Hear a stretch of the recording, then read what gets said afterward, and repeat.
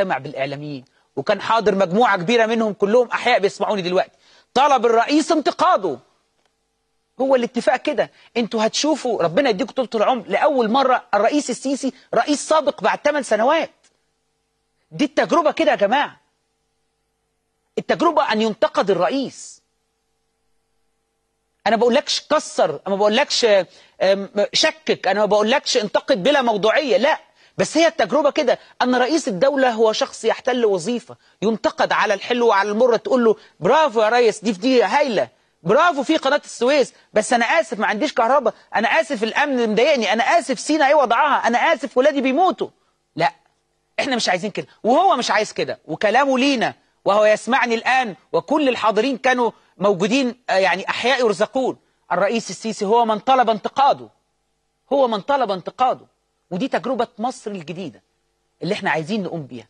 مصر مش هتتغير إلا بالناس. مصر يعني بني أدمين، مش أرض وسماء.